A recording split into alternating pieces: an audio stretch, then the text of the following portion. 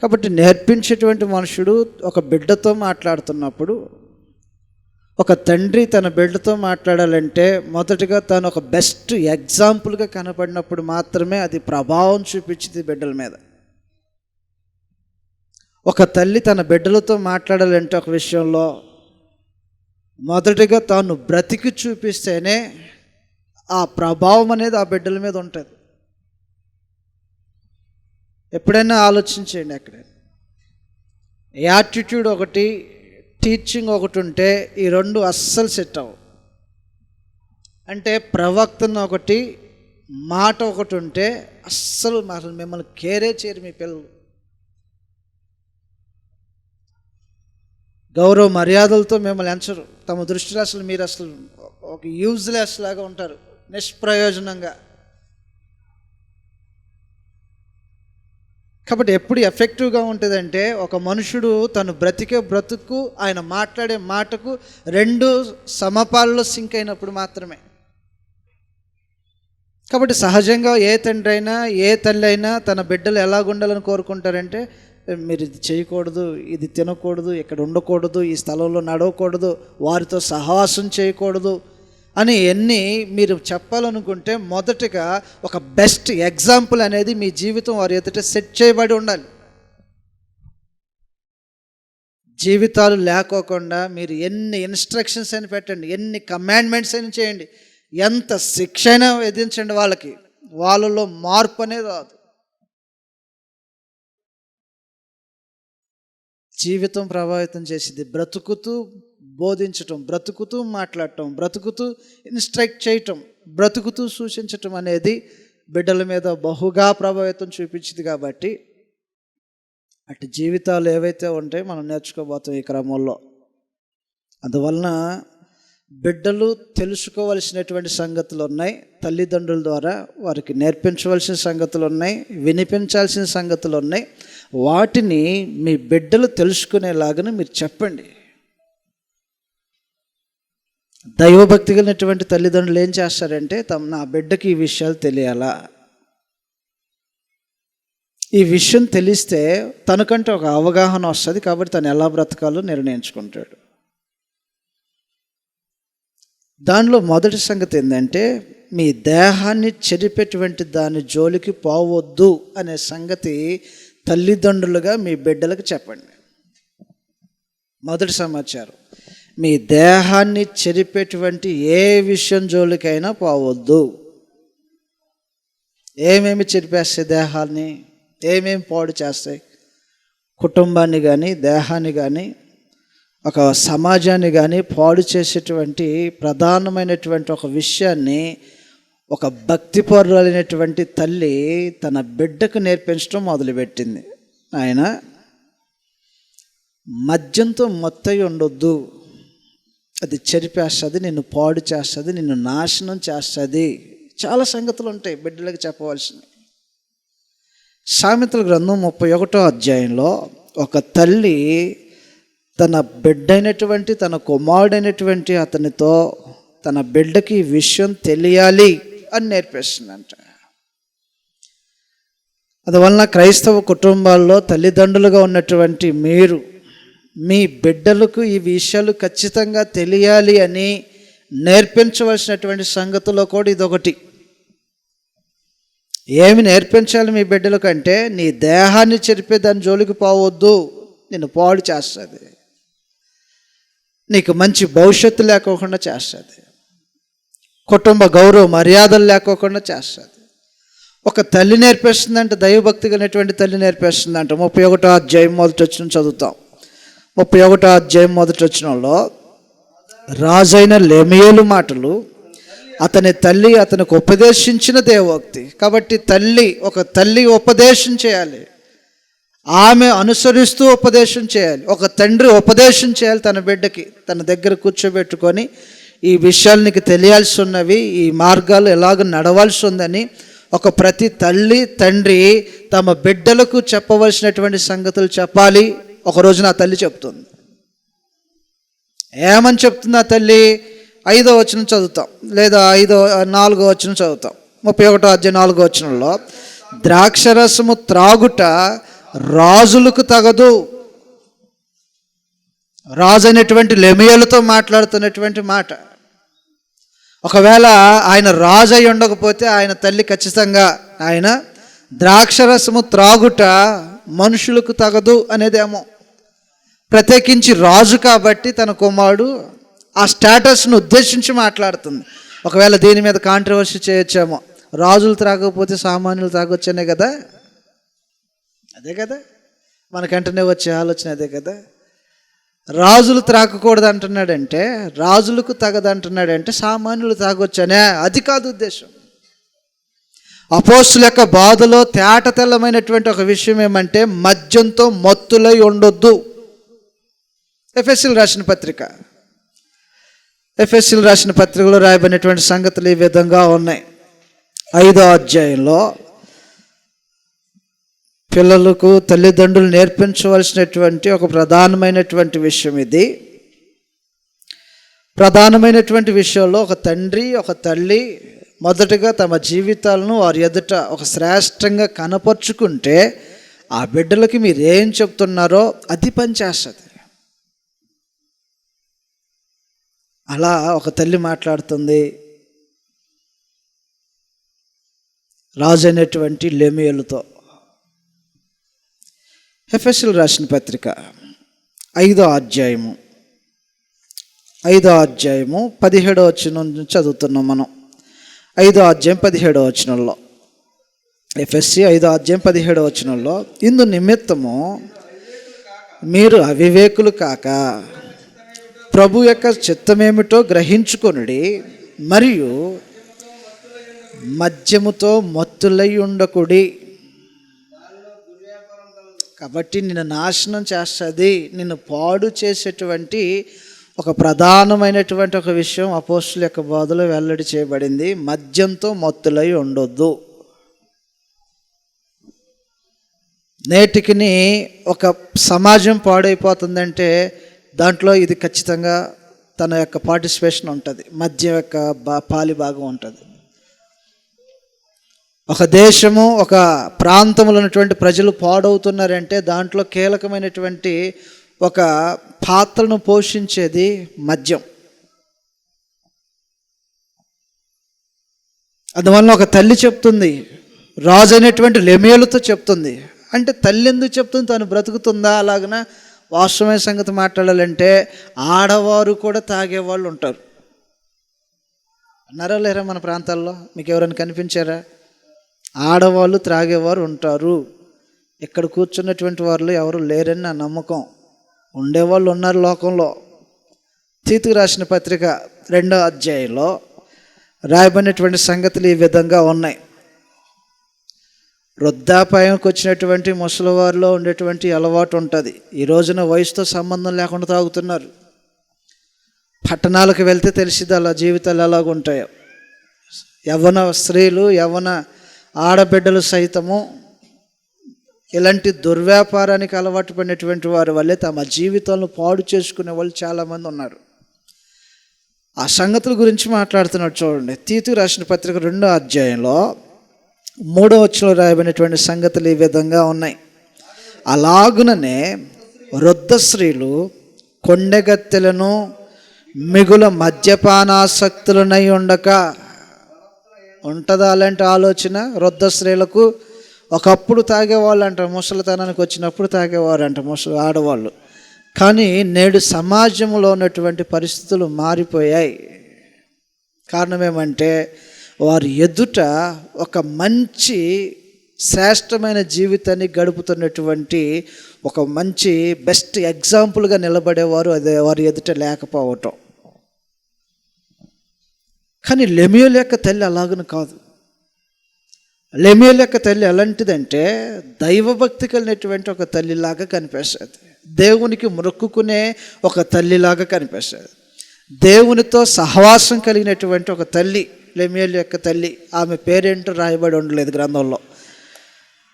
సామెతల గ్రంథం 31వ అధ్యాయంలో ఈమె తన బిడ్డలకు ఏమి తెలియాలో చెప్తున్నటువంటి ఒక అద్భుతమైన దైవభక్తి కలిగినటువంటి ఒక తల్లిలాగా ఆమె కనిపిస్తుంది.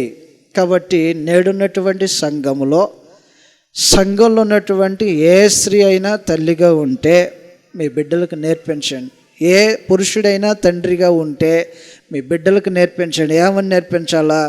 4వ వచనంలో, ద్రాక్షరసము త్రాగుట రాజులకు తగదు, లెమియలు అది రాజులకు తగదు, మద్యపానాసక్తి అధికారులకు తగదు. కాబట్టి ఒక ఉండకూడనటువంటి ఒక లక్షణాన్ని తన బిడ్డలకు నేర్పించేటువంటి బాధ్యత తల్లిదండ్రులది.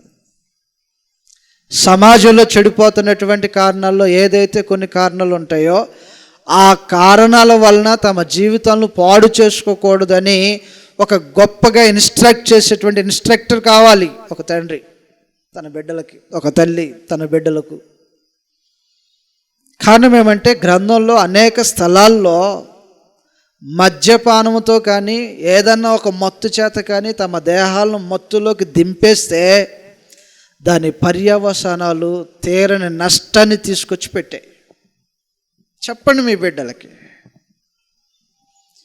ఒక అద్భుతమైన ఆదర్శవంతమైనటువంటి కుటుంబాన్ని కట్టుకునే ఈ క్రమంలో మీ బిడ్డలో ఈ లక్షణం ఉండకూడదు అనుకుంటే, భవిష్యత్తులో దానికి బానిసలు అవ్వకూడదు అనుకుంటే, లోకము దాని పోకడతో పాటు కలిసి తాను కూడా ప్రయాణం చేయకూడదు అనుకుంటే, మీ బిడ్డలను కూర్చోబెట్టి, నాయన ఈ అలవాటు వలన ఇలాంటి నష్టం జరిగింది గతంలో, ఈ నష్టం నీ జీవితంలో కలగకూడదని వారికి చెప్పటానికి తల్లిదండ్రులు ఒక మంచి సెట్ చేయాల్సిన వారే ఉంటారు. ఎగ్జాంపుల్ తమ జీవితాన్ని. మద్యంతో మత్తులైన వారు ఏం చేస్తారంటే తమ భావితరాలకు కీడు, నష్టాన్ని, శాపాన్ని తీసుకొచ్చి పెడతారు. గ్యారెంటీ. చెప్పండి మీ బిడ్డలకి. ఆయన నేను ఎందుకు తాగట్లేదు తెలుసా, నేను ఎందుకు మత్తుడై ఉండట్లేదో నీకు తెలుసా? మీ బిడ్డలతో మీరు మాట్లాడండి.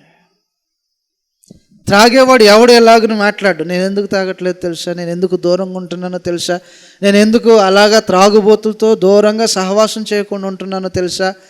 ఈ మాటలు చెప్పాలంటే వారికి మీకు మధ్య దూరం ఉండాలి. మత్తుతో బ్రతికే వాడికి మీకు దూరం మెయింటైన్ అవ్వాలా.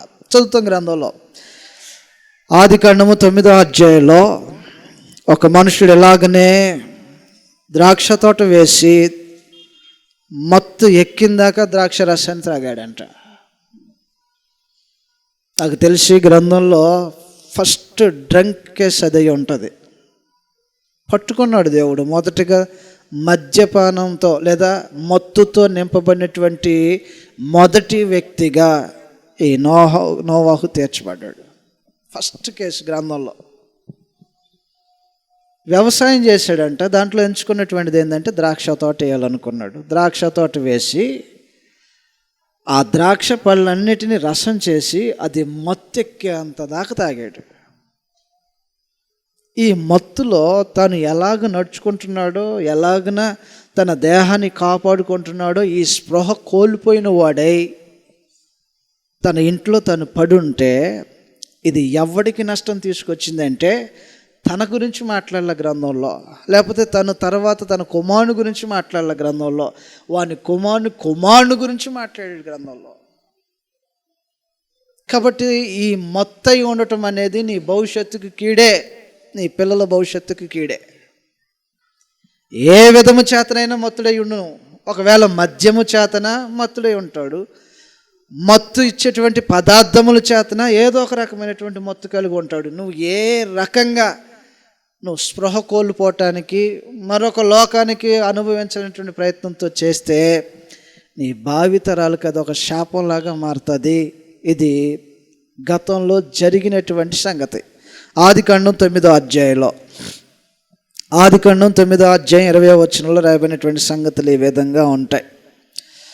నోవాహు వ్యవసాయము చేయనారంభించి ద్రాక్ష తోట వేసెను. పిమ్మట ద్రాక్షరసము త్రాగి మత్తుడై తన గుడారంలో వస్త్రహీనుడిగా ఉన్నాడంట. ఈ మనుషుడు వ్యవసాయం చేయటం కోసం పూనుకున్నాడు. సేద్యపరచటం అనేది ఆది నుంచి దేవుడు నేర్పించుకుంటూ వస్తున్నటువంటి సంగతి. కాబట్టి కుటుంబ పోషణ కోసం ఆలోచన చేసి ఉంటాడు. మొదటిగా కుటుంబం బ్రతకాలి, పని చేసి బ్రతకాలి. ఈ క్రమంలో ద్రాక్ష తోటలు నాటించాడంట.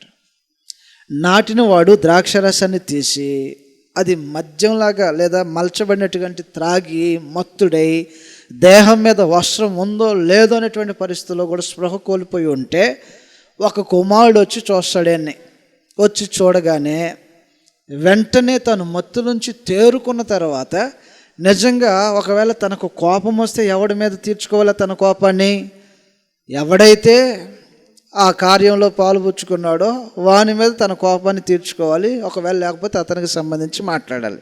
కానీ నోవాహు ఏం చేస్తున్నాడో చూద్దాం. 24వ వచనంలో, 9వ అధ్యాయం 24వ వచనంలో, అప్పుడు నోవాహు మత్తు నుండి మేలుకొని తన చిన్న కుమారుడు చేసిన దానిని తెలుసుకొని, ఎవడు చేసిన తప్పు ఇది?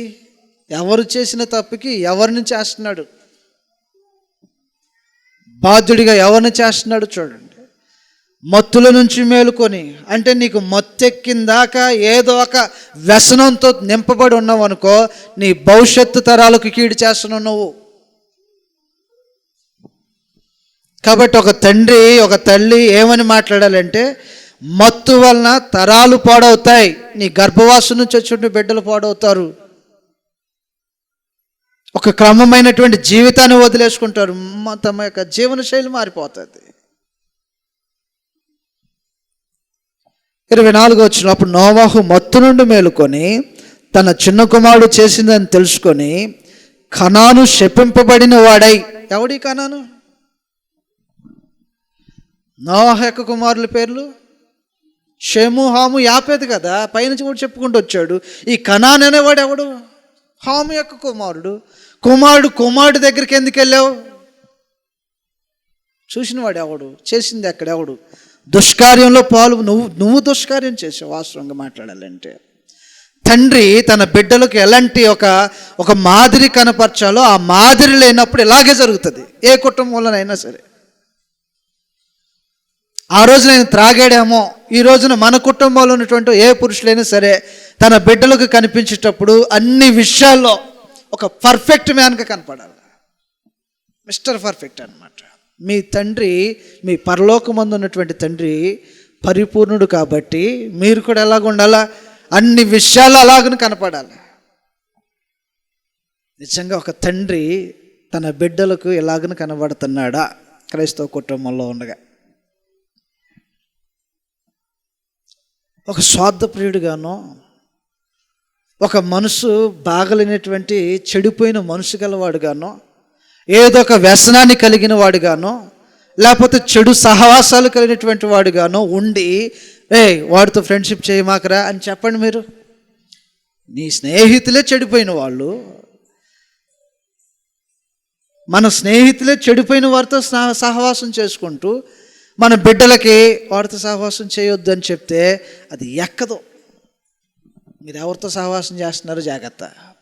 ఒక తండ్రిగా, ఒక తల్లిగా కొండగత్తెలతోన, మద్యపాన ఆసక్తులు కలిగినటువంటి వారితోన, ఎదుటివారి మీద నిందలు వేసే వారితోన మీరు సహవాసం చేస్తే మీ బిడ్డలు వారు ఎంచుకుంటారు సహవాసకాలని. అందువలన దయతో ఆలోచించేయండి. ఒక మంచి మాదిరి కనిపించవలసినటువంటి తన తండ్రే చెడిపోయినటువంటి పరిస్థితిలో ఉంటే ఆయన ఎవడో వచ్చి చూశాడంట. దీన్ని తీసుకెళ్ళి ఎవడి మీద వేసాడంటే కనాను అని చెప్తున్నటువంటి తన రెండవ తరం మీద, మొదటి తరమైనటువంటి తన బిడ్డలు కాక రెండవ తరం మీద తాను వేసి వాడిని ఏమని చెప్తున్నాడు చూడండి. శపింపబడిన వాడై. సహజంగా ఎవరి మీద ప్రేమ ఎక్కువ ఉండాలా? ఒక తండ్రికి మొదట వచ్చిన తెలియదా మీకు సామెతలు? మొదట వచ్చిన చెవుల కంటే వెనకొచ్చిన, ఇప్పుడు మొదట వచ్చిన చెవులంటే కొడుకులు కుమార్తెలు, వెనకొచ్చిన చెవులంటే వెనకొచ్చిన కొమ్ములంటే అది ఆతరం. కనాను మీద ప్రేమ చూపించాలి కదా. ఒకవేళ ఏదైనా దుర్మార్గత జరిగిందనుకున్నా సహజంగా పని చేయాలి కదా. ఒక తండ్రి తన బిడ్డల మీద ఎలాంటి ప్రేమ చూపించాలా? ఇంత దుష్కార్యానికి ఒడికట్టిన వారు ఎవరు? నువ్వే. ఒక తండ్రిగా నువ్వు సరిగ్గా లేకపోతే ఒక తల్లిగా నువ్వు సరిగ్గా లేకపోతే ఒక కుటుంబంలో ఒక తల్లిదండ్రుల యొక్క బాధ్యతను సరిగ్గా నిర్వర్తించలేనటువంటి ఏ తల్లిదండ్రులైనా సరే మీ భవిష్యత్తు తరాలకు శాపాన్ని తీసుకురావటం కోసం అలా బ్రతుకుతున్నారు. ఆలోచన చేయండి. నా తరం బాగుండాలి, నా బిడ్డలు బాగుండాలనేటువంటి మీ అభిప్రాయాలు ఏమైనా ఉంటే ఒక మంచి మాదిరిని మీ పిల్లల యొక్క జీవితాలు ఎదుట మీరు కనపరచండి. మద్యంతో మత్తులై ఉన్నాడంట. మద్యం మత్తు ఇడిపోయిన తర్వాత పిలిచి మరి, మత్తులో మాట్లాడినా బాగుండేదే, మత్తు విడిపోయిన తర్వాత పిలిచి మాట్లాడుతున్నాడంట. కనాను శపింపబడిన వాడై వాడు దాసుడై ఉంటాడు అని మొదలుపెట్టాడు. నువ్వు చేసిన తప్పిదానికి మమ్మల్ని అది అంటాడిద్ది, ఎలాగైనా అంటాడిద్ది. ఎదుటివాడు తప్పు చేయటానికి సైతము నీ తప్పిదం కారణమై ఉంటుంది, జాగ్రత్త. ఎదుటివాడు తప్పు చేయటానికి సైతము నీ యొక్క ప్రవర్తన. వాస్తవంగా పరమ తండ్రి ఎవడికి చెందే శిక్ష వాడికే విధిస్తాడు, దాంట్లో సందేహం లేదు. తండ్రుల దోషము, తండ్రుల యొక్క పాపము కుమారుల మీదకు పంపేంత దుర్మార్గతను దేవుడు కనపరచడు. కానీ ఆ రోజున జరుగుతున్నటువంటి సన్నివేశం ఏంటంటే, ఒకవేళ తన కుమారుడు కానీ ఇతడు చేసినటువంటి ఒక దుశ్చర్యలో వారు కూడా దుశ్చర్య చేయటానికి ఏమన్నా పాలు పొందుకున్నారేమో తెలియదు, కానీ ఎఫెక్ట్ మాత్రం గ్యారెంటీ. దాని యొక్క తీవ్రత మాత్రం గ్యారెంటీ. నీకైనా, నీ తరానికైనా, నీ భవిష్యత్తులో ఉన్న తరానికైనా ఎవరికైనా ఈ పర్యవసానం అంటుకునిద్ది, గ్యారెంటీగా అంటుకునిద్ది. దుర్మార్గంగా బ్రతికి చూడండి, అది గ్యారెంటీగా ఏదో ఒక పర్యవసానం కనిపించింది. ఏదైనా తోటలో ఆజ్ఞను అతిక్రమించిన వారు ఎవరు? ఆదాము అవ్వ కదా. కయ్యను ఏబేలు పుట్టిన తర్వాత మీరు వచ్చేసేయండి వాళ్ళు వద్దని అనాలి కదా. ఎవడు పోగొట్టుకున్నాడు? ఏదైనా తోటలో అనుభవించేటువంటి సహవాసము, దేవునితో నెమ్మదికరమైనటువంటి ఆ స్థలము ఎవరి మీద పడుతుంది? అది పాపం చేశారా వాళ్ళు? కయ్యను ఏబేలు పాపం చేశారా? పర్యవసానం ఉంటుంది చూడు. నువ్వు చేసిన తప్పిదానికి నీ తరం వారు ఏదో ఒక రూపంలో అనుభవిస్తారు. పాపం అంటకపోయినా దాని పర్యవసానం మాత్రం నీ బిడ్డల మీద ఉండిద్ది. అంటే తల్లిదండ్రులు నా బిడ్డలు బాగుండాలనేటువంటి ఏ మాత్రమైన వివేచన జ్ఞానం ఉన్నా మీ బ్రతుకులు జాగ్రత్త చేసుకుంటారు. జాగ్రత్త.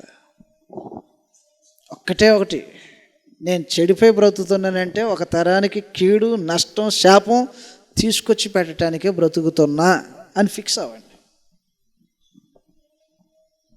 నా బుద్ధి బాగలేకపోయినా, నా మనసు బాగలేకపోయినా, నా చర్యలు బాగలేకపోయినా ఒకనాటికి ఏదో ఒక రూపంలో నా బిడ్డలకి కీడు చేయటానికే ఇది ఫిక్స్ అవ్వండి. కాబట్టి నా బిడ్డలు బాగుండాలనేటువంటి ఏమాత్రం ఆలోచన మీకుంటే దుశ్చర్యలకు దూరంగా ఉండండి. నోవాహు అలాగైతే ఒక మత్తుడై ఉండి స్పృహ తెలియనటువంటి పరిస్థితిలో ఉండి తన తరాల వారికి కీడు చేయటానికి ఒక కారకుడయ్యాడో అలాంటి దుర్గతి మీ వలన మీ పిల్లలకు పట్టకూడదు. అనుకుంటారేమో నేను చేసింది ఏదో నాకే కానీ నా బిడ్డలకి ఏమి ఉండదు అనుకుంటారేమో. లేదు, ఖానాన్ అనేటువంటి వాడి మీదకి వెళ్ళింది ఆ పర్యవసానం. కాబట్టి ఎన్ని తరాల వారికి చేస్తారో ఏం చేస్తారో అది మీ చేతిలో ఉంటుంది. జాగ్రత్త.